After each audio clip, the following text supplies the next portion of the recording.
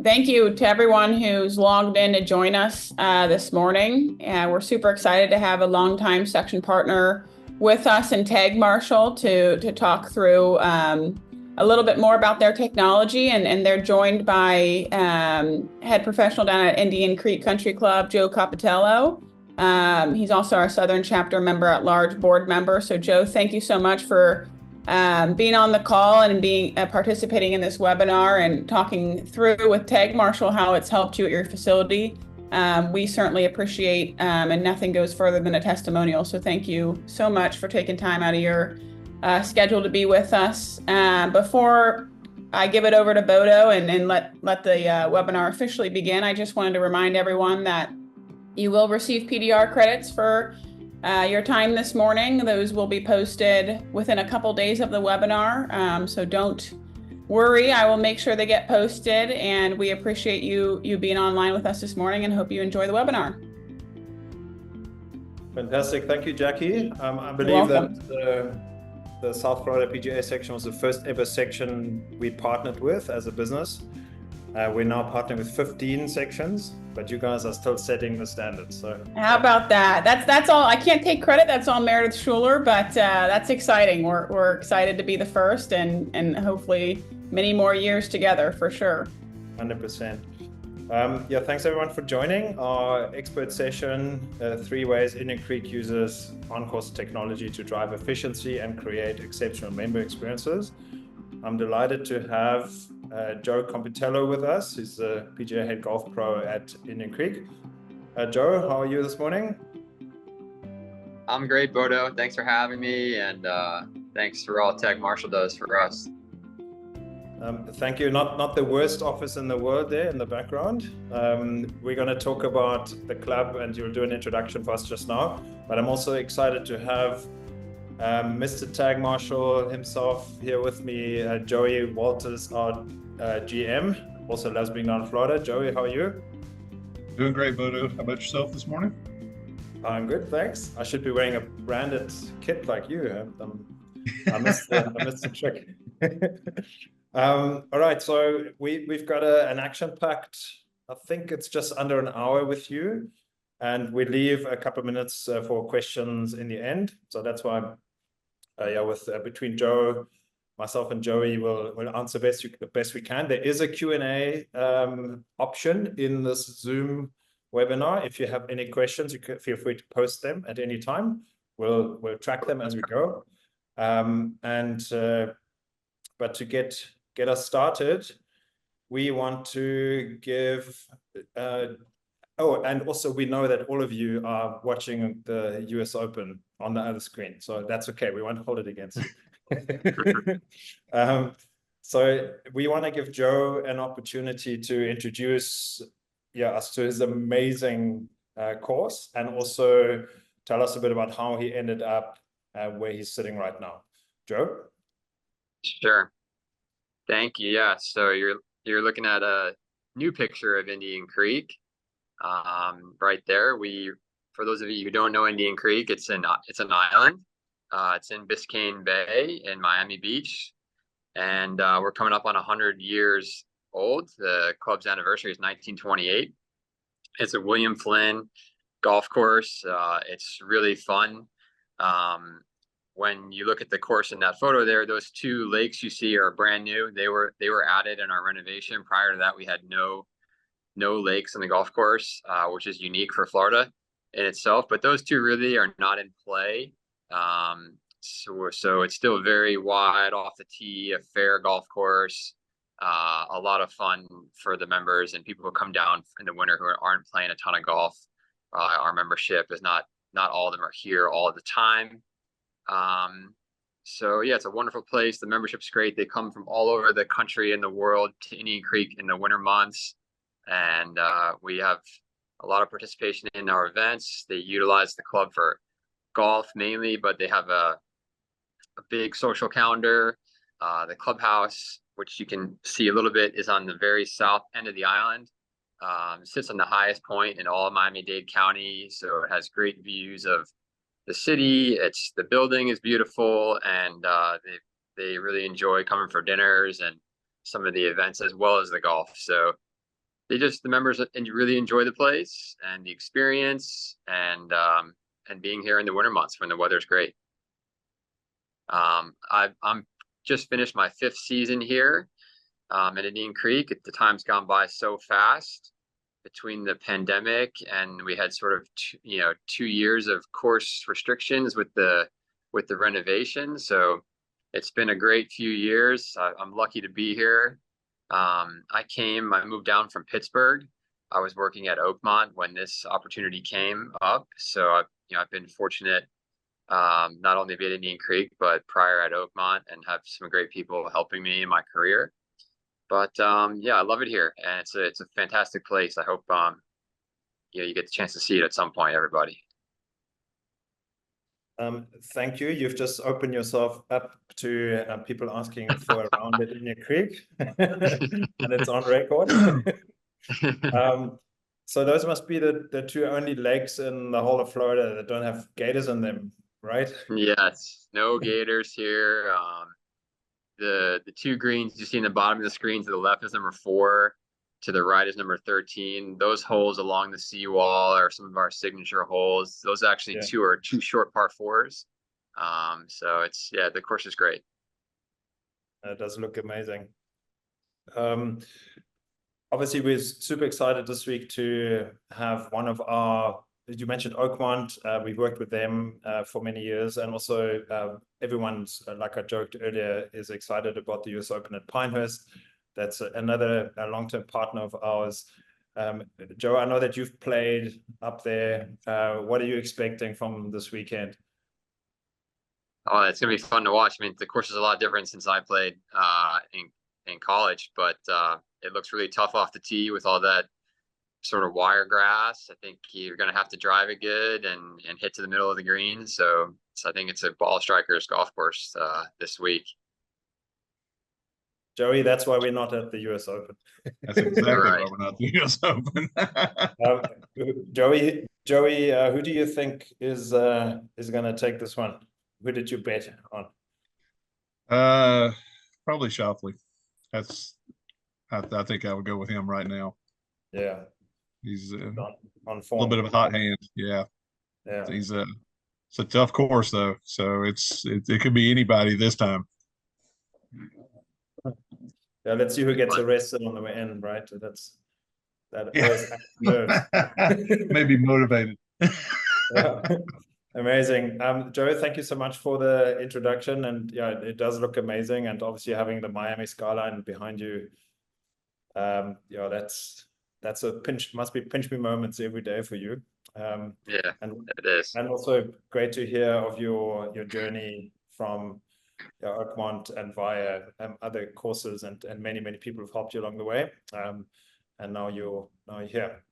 So a quick introduction on Tag Marshall. So we are a technology company. We've been around the block now for almost 10 years, which is an age in technology, but it's a blink of an eye when it comes to some of the historic golf courses we play with. And you mentioned yours is 100 years old, which is phenomenal. Yeah, we've tracked now 75 million rounds every season. There's a large chunk that gets added. We've got more than 1 billion data points that we collected, and our algorithms and our machine learning keeps learning from. And we are on 600 or so golf courses now. So I mentioned Pinehurst. A few weeks ago, we all watched the PGA Champs at Valhalla, also one of our partners. And more recently, we were joined by the old course at St. Andrews on the other side. And that for us was a bit of a milestone, because where a 100-year-old course in the US is something to be proud of, the old course at St. Andrews is 470 years old, right? Which, and for us to see them turn to technology where they're really so traditional has been a fantastic milestone. Yeah, we're on, I think, 40 of the top 100 clubs, but the majority of our clubs are really the good daily fee course down the road, the good private club down the road. They're all solving the same problems. And for us, it's exciting because we obviously get to learn from the very best, and our systems gets to learn from a lot of data, and we can then bring those strategies and ways of working back into many golf courses through the technology and through the coaching and training that we can do with them. So very exciting time for us. And to have amazing people like Joey and the rest of our team, which is now 80 strong, look after our partners, obviously goes a long way in building long-standing relationships. I think Valhalla has been with us since 2017. So this is they're now going into their third term contract with us. But we want to talk a bit more about what is the member and player experience factors that really matter the most, right? Because we're all here, golf is here to create experiences for people and to build relationships. So Joe, in your experience, both obviously the clubs that you played at historically, also you hopefully played a lot of golf out there. If you're looking at this list of factors, and if I asked you to pick three, of course design, course conditioning, clubhouse and amenities, pace and flow of play, playing partners, accessibility, tee time availability, obviously big topic now that golf is so hot, value and cost. If you had to pick three as a course manager to get things right for your members and guests, which three would you pick? Yeah, for Indian Creek, I would say it's probably course conditioning, accessibility to the golf course, and then the clubhouse and amenities for us. Course conditioning normally floats to the top, right? Yeah. And for good reason. I think your clubhouse is famous, right? It's a big deal, and you're very modest about it. Tell us a bit about it. Yeah, the clubhouse, like I said, for the club, it's an integral part of the place. We're not a golf club. It's the building, like I said, sits on the highest point in all of Dade County. It's designed by a guy named Maurice Fatio, who is a Florida building architect of that era, influenced by Meisner and some of the other really famous ones down here. And we have an open air courtyard that overlooks the pool, Biscayne Bay, and the skyline. So they really adore it. They use the dinners. Once a month we have a seafood buffet. It's a really big event that sell out every month, where it's mountains of stone crabs, and it's outdoors mainly, and there's music, and they really love that part of the club. As much as the golf course is, probably the biggest, maybe the biggest amenity we have, the clubhouse and all the social stuff is really important to the membership here. Sure. And I do think, obviously stating the obvious, but it's a super exclusive setup, right? How many rounds do you guys do a season? We do, in year round, we do about 14,000 rounds. Most of that being from December 1st to May 1st. Yeah. But yeah, many of the partners we work with obviously are much busier, but it's exciting for us to obviously be adding value to you and clubs like yours. And you may have a slightly different use case to what we're normally focusing on, because obviously your round count is not as many. Yeah.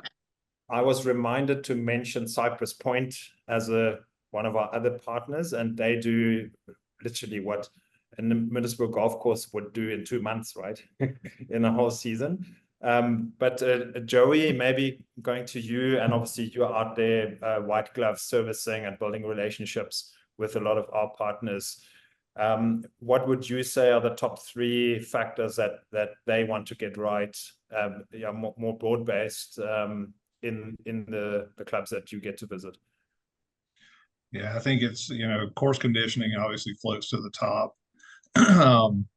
Pace of play, big factor for these guys, and value and cost, are also in there, because we do see a lot of daily fee resort style courses, so everybody's fighting for the same issues though, right? That's the course conditioning is always one of the tough ones.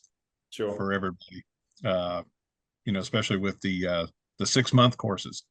short windows to get it right, you know. And where Joe's at, you're battling heat. A lot of heat in Miami, right? Try and keep the course green and in good shape, you know, for your players. And I think that's one of the benefits that Joey's going to talk to us about, because it's not easy keeping your course in pristine conditions through the winter, like when nothing actually grows in Florida and you've got all this play volume going over your course. How are you going to protect your turf? That's one of the things we want to talk about. That let me quickly end our poll that our guests on the webinar have participated in. I'll share the results quickly and we'll see what they thought. Course conditioning, number one, pace and flow of play. We've got to get that right. And accessibility, tee times availability at number three for our crowd of almost 50 voters here. Thank you, everyone, for sharing your opinions. Let's jump into a little bit of research that we got from the USGA Golf Innovation Symposium, and that is actually compiled by our friends over at Players First. So they do millions of post-round sentiment surveys, and they found that, well, there's certain things you've got to get right as an operator. And one of the measures, are we getting it right or not, in their word, as it is in many other industries, is the NPS, which is the Net Promoter Score. So for those of you who are not familiar, the NPS is when the airline or the hotel asks you, how likely are you to recommend our service or our product to your friends and peers and family, colleagues, out of 10, 0 being never, it was terrible, and 10 being it was the best thing ever, right? So the Net Promoter Score is a really good indicator, because a very simple way of sentiment capture post-experience or post-product use. And at a golf course, what they found is literally millions of data points. There are 3 things that you have to get right. Players need to be made to be feeling welcome. There needs to be good flow out on the golf course. And then ideally, we want them to meet on-course staff, right? Because a round of golf anywhere is between 3.5 and 5 hours long. That's a long time. So for players to not meet anyone out on the golf course, they, as much as they hopefully enjoying their round and the people they're with, there is a big service opportunity that's gone missing, right? How can we make your round better? How can we help you? And white glove servicing people. So meeting any on-course staff counts upwards. And if we don't get that right, the restaurant visits percentage goes down and the Net Promoter Score is terrible. Like, it's really bad. People don't come back. And that is where daily fee golf in the US actually has the terrible reputation that 48% of first-time visitors to a daily fee golf course do not return. So that's effective 48% churn of first-time visitors. And I think as an industry, we have a huge opportunity to do that much better.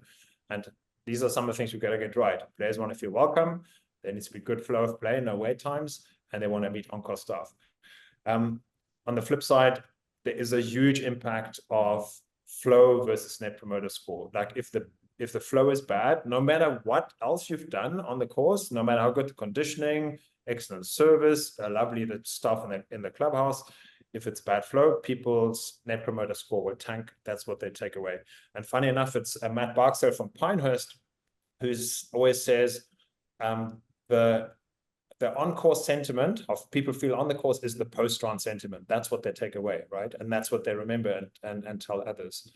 Are you guys surprised at all that pace and flow of play portion weighs so heavily on the experience? And let me ask Joe first. And again, not so much at Indian Creek. You guys are top-notch. You're getting it right. And also you have the privilege of not overplaying the course. But in general, like, are you surprised that pace is such a big topic for golfers? No, I'm not surprised. It's one of the few things that when it is a problem at Indian Creek, it's one of the few things that can really deter your day from being spectacular, as if you're waiting on the golf course. And I'm not surprised by that. And Joe, I know that obviously you're helping dial in a lot of our managers also in the daily fee space. Not only is it good for business in terms of the quality of the product you're creating, but if you get it right, you can also look at generating more capacity, which is obviously highly attractive dollars.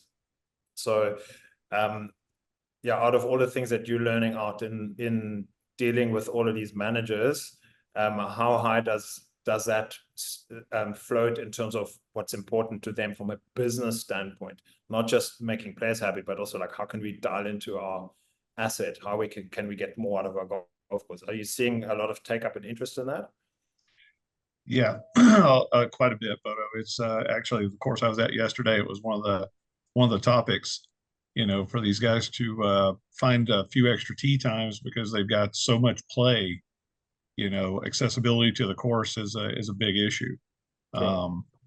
And I'm sure even in Joe's space, if he can find an extra tee time in there for his clients in a short window, that's a big win, right? It's not so much about driving the revenue for him, it's more about satisfying your clientele, right? So it kind of works both ways in the daily fee space and the private club and even into the resort, right? If you can get those extras in without really creating a problem in your pace of play, everybody wants to try and take advantage of that, I think. Sure. Yeah, especially now that golf is so hot, right? And I often compare it to, well, if you run an airline and you find it and you can create an extra 3 rows of seats on your plane, that's highly attractive dollars, right? Yes. And funny enough, we mentioned Oakmont earlier. I know that's something that they said, like having that additional capacity created is incredibly valuable to them because obviously they can accommodate more guest play. It drives real dollars and they can make more members happy.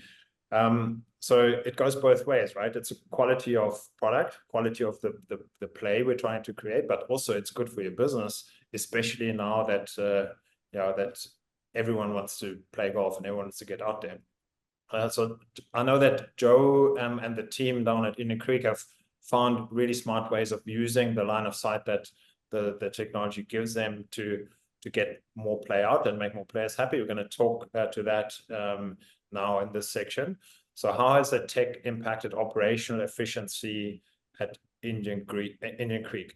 So a quick oversight over what Tag Marshal does. So we have a number of technology options on the front end that basically we use to collect data and feed that data into our cloud service and then present it in a very intuitive way on a live map that is basically your control room, and it really makes sense of what happens out on your golf course, including everything that moves, including your mowers and machinery, your drinks carts, anything you want to see, and it really calculates in a very efficient way where are your problems right on the golf course at any moment, very quick to see what's happening. And then we have the underlying data, including hole by hole run times, tee box wait times, what have you, like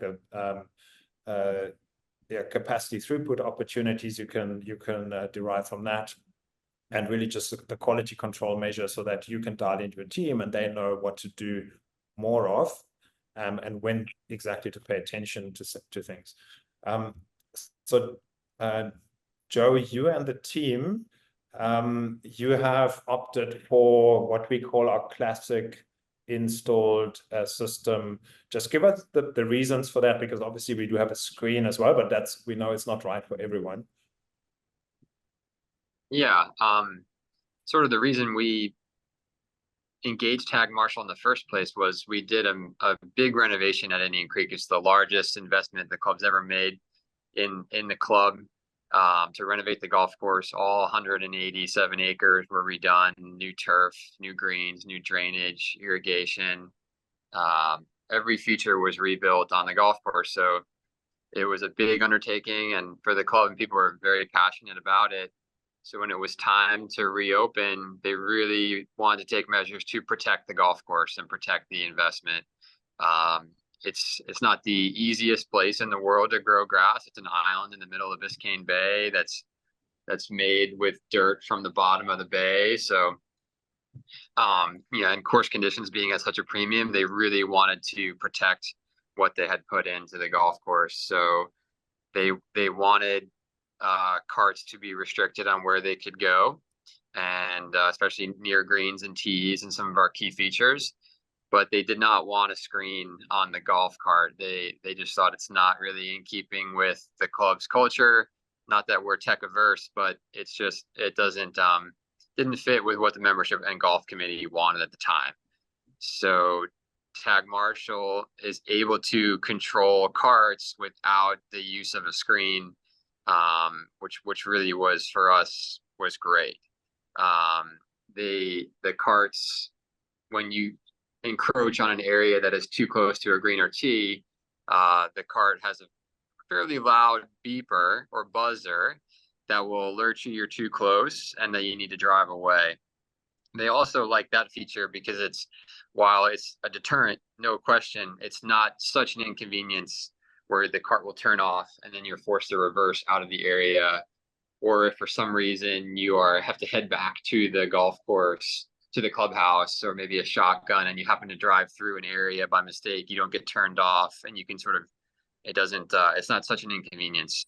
Yeah. So for us, the way our club is, it was really a perfect fit for that, and that was really the main reason we engaged Tag Marshal. And Joe, I believe you've also dialed in the private carts that you have, so they're also being tracked. So now you really have everyone on the screen, right? It's full line of sight, and yeah, we're going to talk about how the players have received that, but obviously the private cart side of things is very important in Florida. There's many clubs and country clubs that have got rather large fleets, and it's a really tough beast to control. At the same time, the players have got really high expectations on the turf conditions, but they also have 16-year-old kids, right? that take off the cart, and then it may not necessarily be as compliant as you would hope they might be, right? So how do we balance that? I know on the other side of Florida, we work with quite a few of the courses. One of them is the Quarry, and they've done a big implementation across all of their carts. Joey, I don't know if you've been down to Pat and the Quarry. Just give us if you haven't, tell me, and if you have, how are things working for them? Because obviously there might be clubs on this call now that are thinking about, well, how can we make this work for us? Yeah, I haven't been there, but I'm obviously in touch with our customer success team, who does talk to them on a regular basis, and it's working well for them. The members are enjoying it. I think we've got 400 carts there, I believe, that have the system in it. So yeah, it's been a big success, and they've had great feedback for us on the results. So it's been a big win for us and them.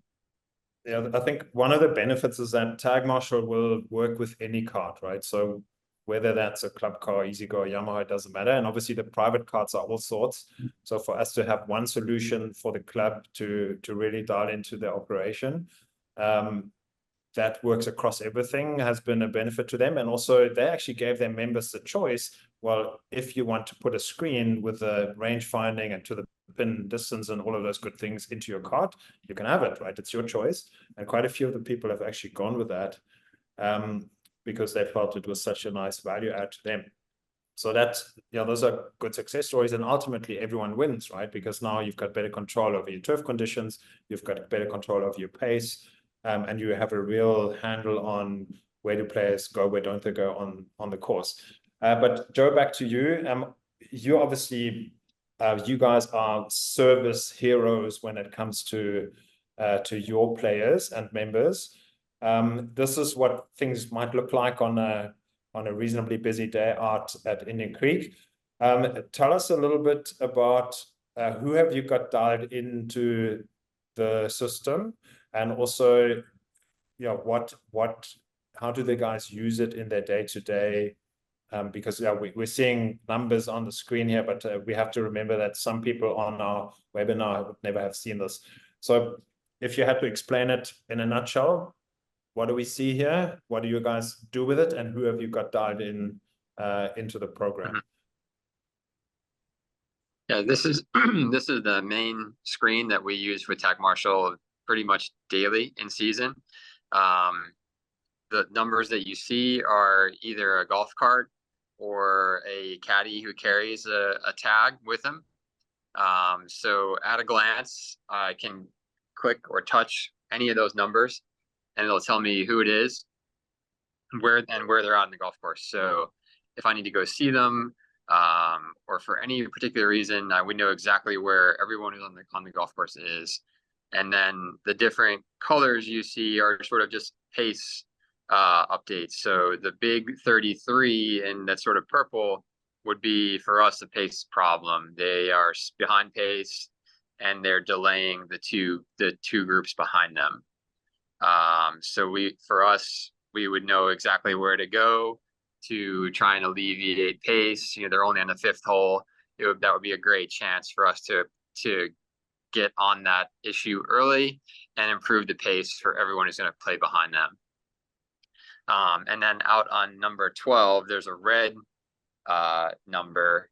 It means they're slow, but it's not impacting anyone behind them at the moment. So while it's a problem, it's not, they're not impacting the experience of someone behind them yet.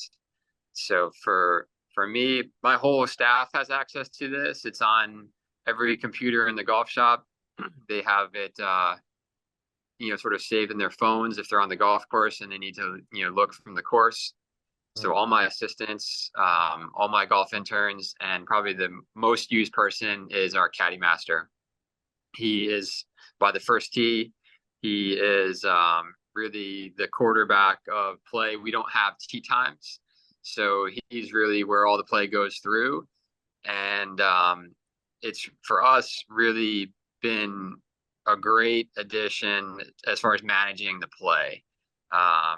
It was always kind of difficult to start people elsewhere on the course because you'd have to go out and look and see where people were. So it would take a bit. And now if my caddy master wants to send someone to number 7, which is sort of near the driving range, or somewhere else on the golf course, because there's 3 or 4 groups who are kind of waiting to go off the first tee, and we have another group of who doesn't care where they start and they just want to play fast, or Chris, that he can see there's 4 or 5 open holes if you were to start on number 11 and drive down the road and start there. So for him, it's really improved the service of managing the play and reducing any wait times in the first hole and giving the people a chance to maybe play a little faster round by starting elsewhere. That's probably been our biggest impact as far as operationally and improving the service level here. And then, we use it day to day.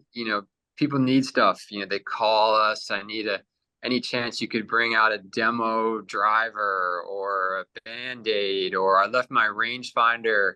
Can you bring it to me? And it gives us the chance to sort of just see exactly where they are.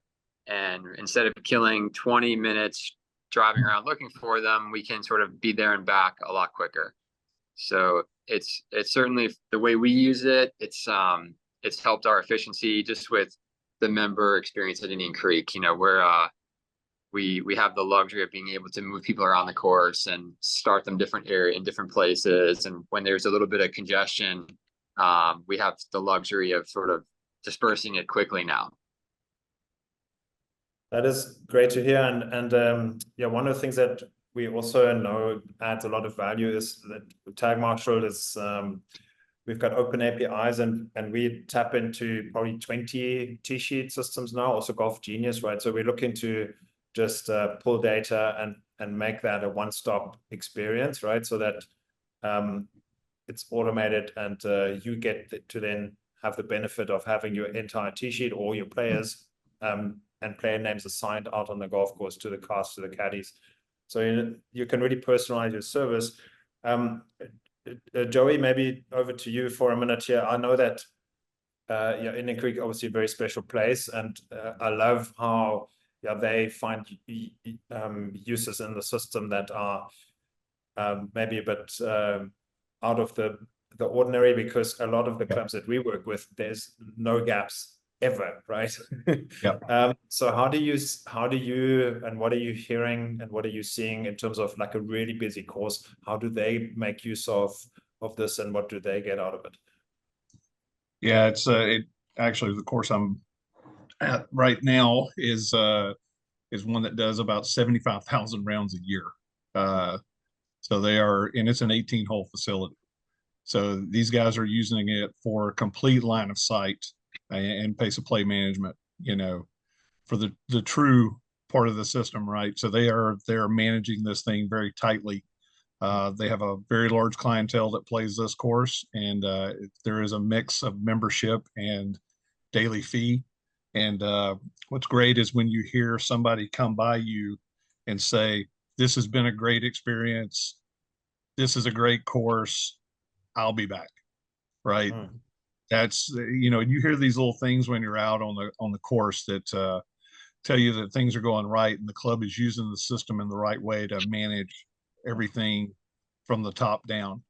Even the cart kids use it to track carts coming in at night, so they know if they need to go do a couple of other things, pick up balls on the range or whatever, they have time to go do it and then come back and take care of the carts that are coming in. So it's yeah, and to Joe's point, I hear some of the stuff too. There's a course in South Florida that uses it very much in the way Joe's using it as well in some things, where they're really customizing it to their clientele for a high-end club. They actually use it to also run food out to their clients, so the guys can order food wherever they're at on the course, and they can take it directly to them, and their food's still hot. It's not cold. They're not chasing them down or anything. And they use it the same way Joe does. Is they have no tee times, so they use it for line of sight on the course where to plug people in. So they may start on hole 5, and then they go. So it's been a great experience for them as well. They really enjoy having that line of sight to the course. Yeah, and reversely, where Joe's team can see that there's a gap of 3 holes, maybe on a day, there's quite a few of our partners that are dialing in their superintendents, and they can see that too, right? So they can get more done, and they know, it's the first group out, how far they're in, can we still get XYZ sorted out before they get there. So the line of sight is key, and just being accurate around the actions that you take, and maybe going back to the Oakmont example again. I remember them saying that once you have a group that's fallen out of position by 20 minutes and they're impacting 5, 6, 7 other groups behind them, you can never get that time back, right? So they put so much effort into catching those groups that are starting to fall out of position early, so that the rest of the day is not impacted. And it really pays off every single time. But you do not want to spend crazy amount of man hours and effort on it. You want that to be as automated as possible, be accurate about it, and also have a conversation that is based on data, right? And I know that, Joe, you and the team are obviously, pace of play issues are not really a thing at Indian Creek, but sometimes you do get busy and you want to make sure that that you can stay on top of things and nobody has a bad round out there. How is it helping you having that data in terms of the conversations that you might have with players? Yeah, for us, it makes the conversation a lot easier. One, like I said, we know exactly who's creating the problem. So we can go to like that group of number 5 and say, hey, Mr. So-and-so, you're 5 holes in and you are already 10 minutes over your pace. You should be through this hole in an hour and 3 minutes or whatever it is, and it's already taken you an hour and 15 minutes. So we sort of have exact data, and it doesn't feel like we're maybe just singling them out. It's just hey, here's where you're at on tag Marshall. If you could do your best to speed up, or why don't you hop in the shuttle cart? We'll drive you off of the 6th tee box and maybe the 7th tee box to catch you up to the group in front of you, and then we can sort of see how they do on the next few holes on tag Marshall, if they improve or not, and sort of how we address the problem. So it makes the conversation for us a little smoother, and no one's ever happy when you approach them about, hey, you're a little slow, but it makes it a little more approachable and a little more data driven, rather than you're not singling them out for, you have some more evidence to back it up. Yeah, that's great. We often say data doesn't have emotions, right? It's fact-based, and because pace and players without data and telling someone they're, especially if you choose the wrong wording and tell them they're slow, that is not an easy conversation, right? Players would never admit, they will find a million reasons why, and that's when you, especially also, potentially, like members in particular have got strong opinions, right? They will not back down on you, so it's a difficult conversation to have. At the same time, your responsibility is towards everyone, right? Everyone on the course today, not just that one group. So being able to have the information and present it in a rational, quick, to the point way that the players can compute, and also using the right terminology. That's one of the things you said it a few times now, Joe. Tell the group they're out of position rather than they're slow. It completely changes the interaction. Yeah. But it's great to see, and obviously you're doing really well. We're going to look at some of the data in just a minute, but going back to one of the core points of you choosing technology and getting that onboarded after the big renovation. So here we see some of the geofences that the team have set up.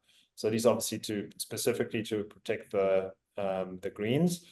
So if a course might have a screen system, then that also beeps at them and shows an alert at the players. It's a little bit more self-managed, but the way that it works, you can set up templates, and then you can activate them certain times of day. You can have sort of various types of priorities around your alerts. And then once it's set up, you just say go or no, and the system then runs itself, and it's constantly tracking and active. Let me just jump back here. Obviously, you've protected some of the areas. Is it working? One, like, are the players compliant? And also, is your green keeping team and your superintendent, are they happy with the results that you're able to achieve? Yeah, that's been really great for us.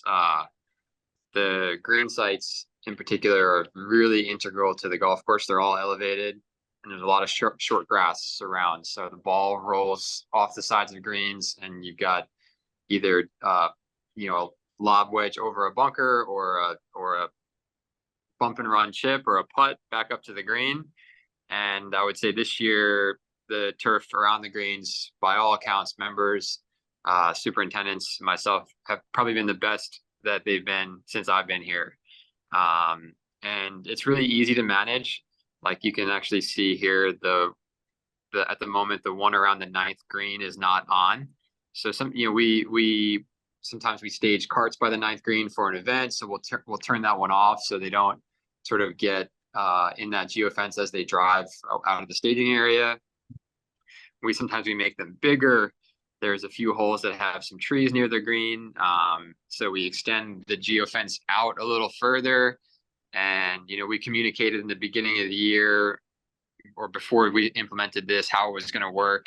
We took some of these screenshots, and we have on the course sort of a black post with an orange top, and we just sort of communicated that when you see this post, that's sort of a signal to scatter your cart, and you should maintain that radius from the green around the entire green, and that if you encroach on that radius, that your cart is likely to beep, and you'll have to get out of there.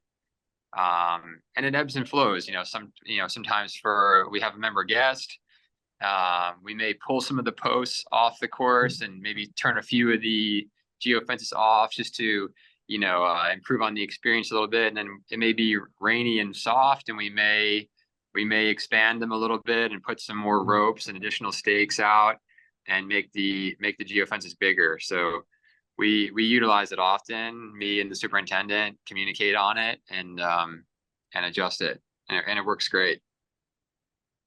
One of the additional benefits also is because you know who's in a cart in terms of the names. There is what we call a track map, right, which is a history of every single round, and that tracks the pace status, but it also tracks geofence breaches. And I know, Joey, that golfers get very naughty sometimes.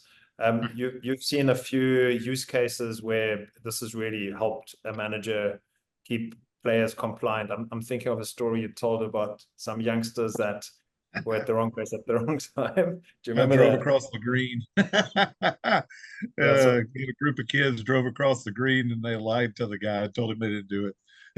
And he said, hang on. He says, before you answer that again, I'm going to ask you the question again. And just know that I have a system that tells me everywhere you've been. He said, so do you want to change that answer? He goes, yes, sir, we did. yeah. That's a learning opportunity, coaching Yes. opportunity well Yeah, used, he right? did it as a teaching moment for sure. Yeah. Yeah. Okay, next section, and we've obviously got a few minutes left. And Joe, thank you so much for the insight. How does Indian Creek use tech to optimize the member experience and offer white glove service? You mentioned some of the ways in which you really drive the member experience to the next level. But I also want to just take a quick look at the data. Like your goal time is 3:59. That already shows that you're ambitious, right? Under 4 hours. And you actually brought this entire season through in 3 hours and 50 minutes. So you're on pace success, and within 10 minutes, 75% of your rounds. But the system tells you exactly what your whole runtime is and things like that. And where, again, with the minimum number of rounds comparatively that you're running at Indian Creek, this is not your primary focus. But it's probably still useful to have the data. And my question is, how do you use it? Do you ever go and dial into that and to report to your committee or others in the club that are interested? Yeah, we do. We just sort of got the end of season report with our average round times. We have actually an average round time for carts and an average round time for walkers. And, there was a lot of talk, we used to be 80% cart usage prior to the renovation. Now we're about 80% walking post renovation. So it's been useful to show people that the walking rounds really are not taking much longer than the golf cart rounds. And it's really not impacting pace of play to be walking. So that's been helpful to sort of tell the story, spread a positive message about continuing to walk the golf course and keep carts off of it. And then, it's also helpful. It tells you which days and which exact times you have your pace problems. You might know that without looking at it, but it's sort of helpful to isolate that. We know on Saturday mornings between 8 and 10 is sort of where our pace struggles. And so we can schedule someone to be monitoring pace play during those windows times. And then that person also can check tag Marshall, and if there is an issue, they can address it quickly. If there are no issues, they may be able to focus on an upcoming event for a few more minutes rather than just being out on the golf course in a cart for 2 hours and maybe not doing much. So for us, it's helpful to manage the staff. They can be a little more efficient. They can get to the problems quicker. The data helps tell, for me, a great story to my golf committee and the board here on how the club is utilized by the members and what we're doing. And so the data's been very helpful. That's brilliant. So here's this is your play volume versus pace, like segmented by round. I don't know if you can see my mouse, but the top right is that graph. Joey, if you're a course manager of a daily fee course and you see that your 7 to 8 a.m. segment runs in 3 hours and 11, what do you do with that? I'm maximizing that tee time, and I'm going to get some more revenue out of it. So I'm going to drive the cost up a little bit and charge a little bit more for that section. Yeah. We actually have a lot of clubs that use that, maybe the first hour or so, not just first tee time out, which is always the one to get, right, if you're a quick player, but they would say you can play this course in 3 hours 30 guaranteed if you tee off between 7 and 8, it only costs you 30% more. Are you in? Right? And that they call it fast staying off, whatever. And then you attract the right sort of player to really start your day off well, and they will happily pay more. It's a great dynamic pricing tie-in. And also in the dynamic pricing world, obviously it's a big opportunity now that there's so much demand on golf. you have to deliver on the quality, right? Because if your A to MT time costs twice as much as it normally would, well, the expectation also rises, right? So you have to get it right. And that's where a tool like TagMarsh is so helpful, because you can deliver on the quality and you can drive additional capacity. And again, Indian Creek, you guys are outliers in terms of the fantastic facility you have and the exclusive nature of it. But there's a lot of golf out there that is not getting played right now because we don't have the capacity for it, right? So that's really exciting that that we get to make a difference there to the operators and also to their revenue base. Again, not a big thing at Indian Creek, but the data really speaks volumes.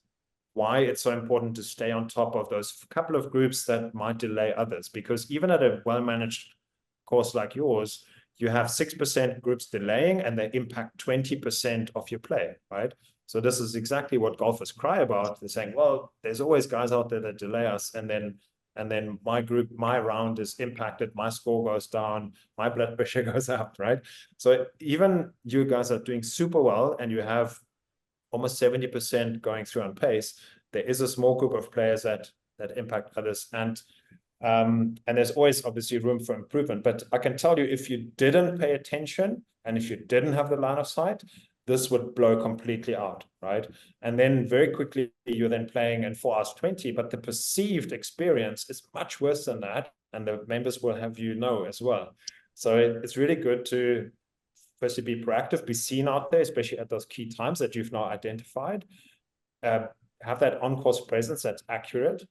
And it really works. Like, you really can catch the players early rather than mopping things up once they're 20 minutes out of position and impacting 5, 10, 20, 30 players behind them. That is really hard to catch. So this is sort of some of the data that we would look at. Here's another opportunity, and this is particularly also interesting to the superintendents. Where do our cards go? Where don't they go? Where do players go? Where don't they go? Right? We actually did a really exciting study with Crandon Golf, which is 45 minutes south of you guys, where they were looking to drive major irrigation and water savings, because it's really expensive to get the water out onto the keys. And they actually made some turf adjustments based on data like this, right?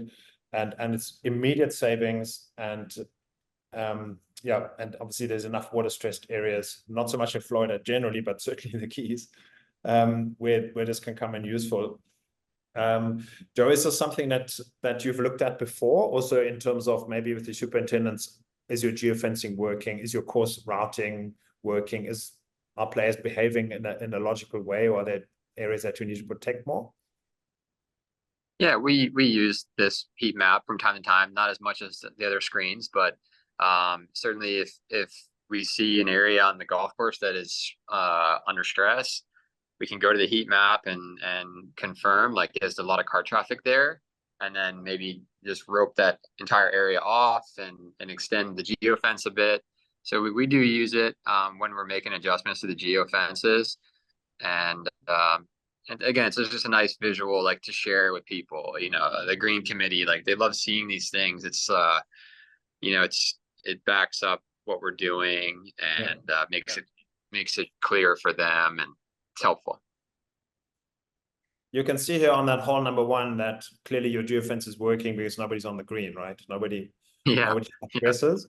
We haven't had any issues with that. Interesting enough, we were talking about Valhalla earlier. So they used this to inform some major renovations that they did in the lead up to the PGA Champs, and they said, well, if we're going to change some of our card paths and some of our holes, let's be informed. Like, where do players actually move? How do they move? Where do they cut across? How can we actually use the natural tendencies that players have, where they're going bypassing the design that was there originally, or that as it was intended, and how can we use that data to be informed? And it's really been successful also at Baltusrol. They've done major innovations, and they said, like, it saved us so much headache and money to have the data certainty and present that to our architect too. So that's all helpful. And then the last point, obviously, of interest is that if you're having these player names pulling through. Obviously, we can build profiles on players, right? And we know how often did they play, what's their preferred tee times, but also are they normally a risk to your course, or are they normally compliant? Again, with limited amount of play, that is not such a big thing, but it does help when it comes down to maybe some players shouldn't be starting off your day, right? Because they're more often than not posing a challenge to your flow. And this can be helpful when it comes to dialing into that, especially a private club. These are sensitive conversations. Again, the data makes it easier. And this is one of those, what we call a track map, where we just show the history. This group has gone through nicely on pace. That's why there's only green dots. And they were just out of position once or twice, but they did have a few geofence breaches where they didn't stay on the cart path, maybe around the green. So if you needed to have an educational conversation, you have the information, right? Sorry, I flew through these last two slides because we're almost at the end of our show, of our session, and we've got 2 more minutes. So maybe last thoughts from you, Joe, and thank you so much for the fantastic insight. What a place you have there. It's phenomenal. It's like, when can we come hang out? But how have the members responded to the technology, in terms of the experience that you're creating for them, the turf quality? Like, has it been a success as far as the members are concerned? Yeah, it's been a big success. I think, oftentimes they're not even aware of it until the buzzer hits them, so, but they're certainly feeling the benefits of improved pace of play. They're certainly seeing the benefits of better course conditions around the greens. Like I said, it's so integral for us that you're able to hit a pitch shot to an uphill green over a bunker from a nice lie versus one that's a little thin, grainy. So that's been a really big benefit to the members. And they've responded, I would say, by their behavior has changed in the way they use their golf carts. People used to drive golf carts all over, very close to greens and tees, and now we're hearing less buzzing while they're playing at the end of the season than when we first engaged Tag Marshall. So they're getting used to it, and it's impacting the course conditions definitely. That's great to hear, and love to hear it. Joey, any parting thoughts? I know that obviously there'll be a lot of Florida managers on this, but there may be others that are right now at the height of the season, where things are super busy. We're obviously here to help, right? We can get you up and running in 3-4 weeks if you really needed the system now, but many others will say, well, can we do it in the shorter season? Can we do it for next year? Joey, parting thoughts? Yeah, I think one of the biggest things for us is once we get into a place and the system gets installed, it's a pretty quick improvement that the guys see. I think we've had some records on there where these guys have done it in the first month. It's not atypical, but within the first 3 months, I would say, of a system install, they reap the rewards, and you can definitely see the pace of play getting in line, and the conditions start to improve for a club. So I think that's a big win for both us and our partners. All right. There were a few questions asked here. One was, are we integrated with Agilisys? So this is obviously a big resort software that, yes, we have. The answer is yes. We have a number of our partners like Bandit and so on use it, and there's a sort of T-sheet level integration. And then the other question was, if there's a handicapped person using a cart, can we allow them closer to certain areas and maybe mark that cart so that geofences don't go off?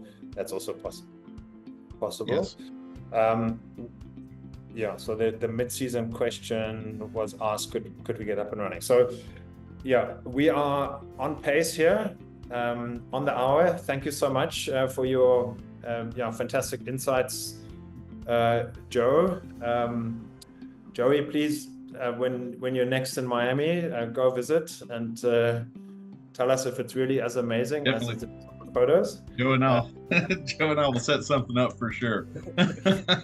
If you would like to learn more about how we work and how we work with our partners and how we generate ROI, feel free to reach out to Ashley Bryant, who's our partnership development manager in South Florida, or David Hamilton, our VP of Business Development. He is normally working out of Charleston or Augusta, depending on how close to the masters we are. And Joey, you cannot work with Tag Market and not have interactions and touch points with Joey. So yeah, super proud of him. Work out of everywhere. But Joe, thank you so much, and also thanks for your contribution to the South Florida PGA and your fellow managers. It's always great to have really good people willing to share their experience and just impart some knowledge and stimulate some thinking. So we really appreciate your time. And now we'll let you guys get back to the US Open and hope that we're in for an exciting weekend. It's certainly a tough course to play. I was super excited about how the PGA Champs worked out. So hopefully this one is going to top it. Joe, thank you. And thank you. Hope to see you at the PGA show or one of the events that will be closer to your neck of the woods. Okay, thanks, Bodo. Take care, everyone. Thanks, guys.